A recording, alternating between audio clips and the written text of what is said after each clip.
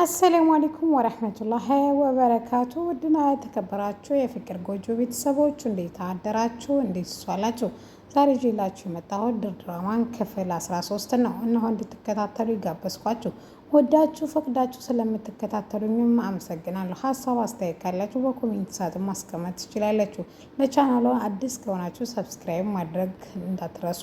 ዛሬ ለሲፈን ያን ቪዲዮ እንደሰጠቻት ሲፈን እንዴት እንደደነገጠች በጣም ከደነገጠች በኋላ ማነሽ ምንድነሽ የሚለውን ጥያቄ ወይዘሮ ሜርሲ ታቀርባለች። እሷም ማንነቴን ነው ማወቅ የፈለግሽው ወይስ ለምን እንደገደልኳት ነው በማለት ትጠይቃታለች። ወይዘሮ ሜርሲም ሁሉም መልስ ናቸው፣ ስለዚህ ሁሉንም መልሽልኝ በማለት ትጠይቃታለች። እኔ የደፍኔ ልጅ ነኝ፣ በወይዘሮ ሰማሐራ የተገደለችው የቤት ሰራተኛ።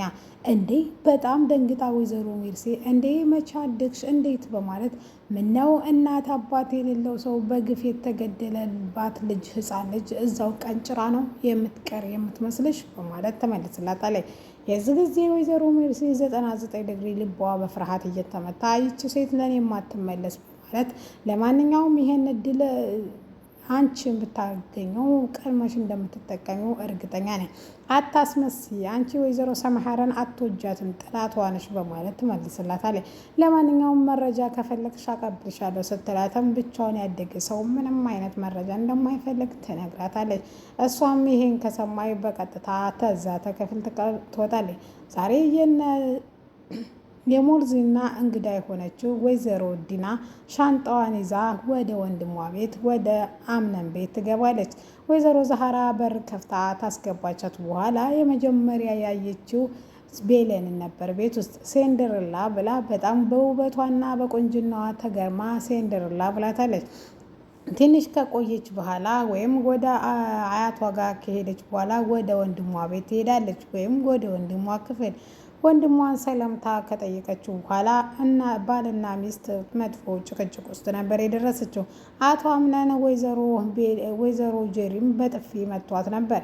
ምክንያቱም አንተ እየተንከባከብከኝ አይደለም፣ በተቃራኒው ደግሞ ተኝተህ የቤለንን ስም ትጠራለህ።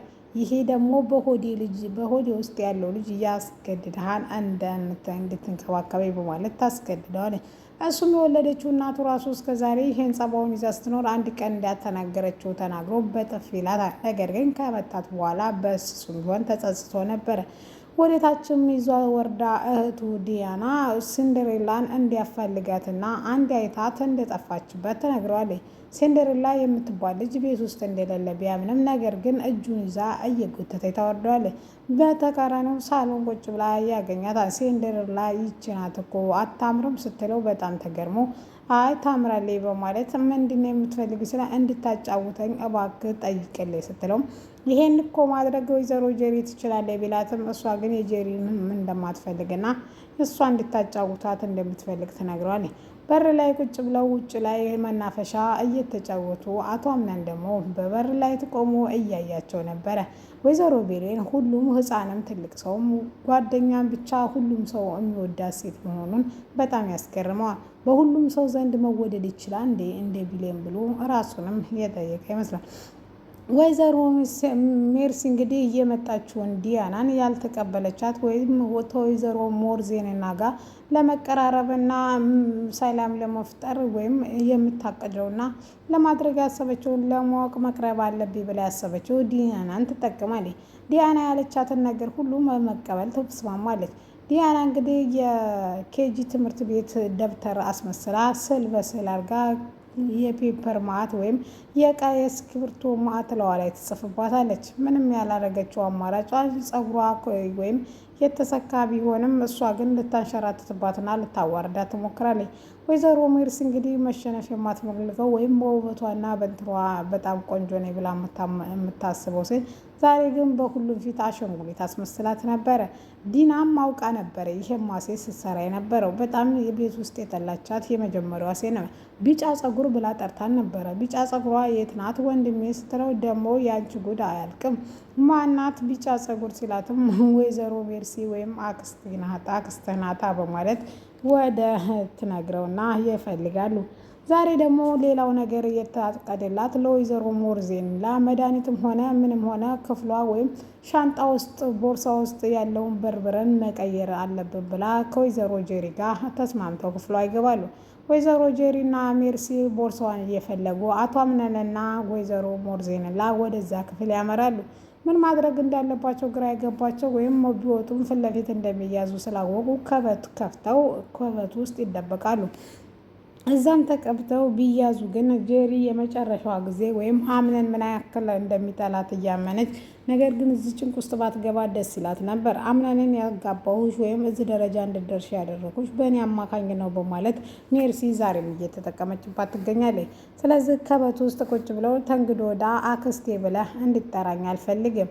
አይዞ ሁሉም ነገር እያልፋን እኔም እናት ሆናለሁ። እናት ያደረገችልህን ሁሉ አደርግልሃለሁ። የድርጅቱንም ኃላፊነት ቢሆን አታስብ፣ እኔ እወጣዋለሁ በማለት ለወይዘሮ ሰማሃለን እንደምተካት ተነግሯለች። እናቴን ባንቺ ውስጥ እንደማያት ተስፋ አደርጋለሁ። ተንግዶ ወዳ ያለሽኝ አንቺ ነሽ፣ ማንም የለኝም በማለት ወይዘሮ ሜርሲ እኔ አክስቱ ቁጭ ብዬ እንዴት የኔን ቦታ ልትወስድ ታስባለች እያለ በቅናት ከበት ውስጥ ጭርጭር ትላለች።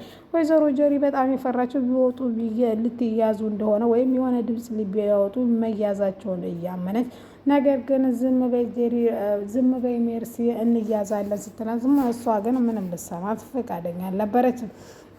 ዛሬ በጣም ድብር ያላት ቤለን ነገር ግን በዲና ምክንያት ፈገግ ያለችው ቀኔ ጧት ላይ የሚደብር ነበር። ነገር ግን ቤላችሁ አንቺ መተሽ ቀኔን አበራሹ በማለት ለዲና ታመሰግናታለች። ሳሎን ቁጭ ብሎ ወይዘሮ አቶ አምነንና ዲና ምን ማድረግ ወይም እየተጫወቱ እያሉ ወይዘሮ ቤሌንን እየፈለገ ነበር።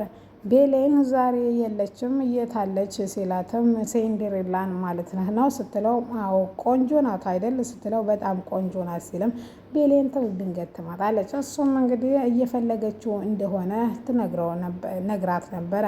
እሷም አቶ አምነን ለምን ነበር የፈለጉኝ ስትለውም እሱ ግን እየፈለጋት እንዳልነበረ አረ ዝም ብሎ ሲዋሽ ነው ወንድሜ ስለ ውበትሽና ስለ ቁንጅናሽ ሲያወራኝ ነበር በማለት አቶ አምነንን አሳፍረዋለች። ውድና የተከበራችሁ የፍቅር ጎጆ ቤተሰቦች ዛሬ እንግዲህ ወይዘሮ ሜርሲ ሀዘንሽ ቅጣጣ ከቤትም አልወጣም የሚለው ተረት ዛሬ እናምነን ቤት የገባ ይመስላል። ሜርሲ ዛሬ እንግዲህ ልጅቷን በጣም ስላበሳጫቻትና በጣም ስላናደደቻት ከበረኩና ላይ ወይም ከበረንዳ ፎቅ ላይ ካለው ወደ ታይ ጥላታለች። ምክንያቱም ያደረገችብኝ ነገር ቀላል አይደለም። ስለዚህ ወይዘሮናም ሆነ አምነ ሁሉንም ለማቃጠል ይችልኝ መሞት አለባት ብላ ከታይ ሆኜ እኔ እቀበልሻለሁ ትላትና ዲናን ወደ ታች ከፎቅ ላይ ወደ መሬት ተወረውራታለች። ዲናም እንግዲህ ከዛ ላይ ወርዳ ትሞታለች ወይስ ሐኪም ቤት ትገባለች የሚለው እንግዲህ ኔክስት ይዤላችሁ እመጣለሁ። ውድና የተከበራችሁ ስለተከታተላችሁኝ አመሰግናለሁ።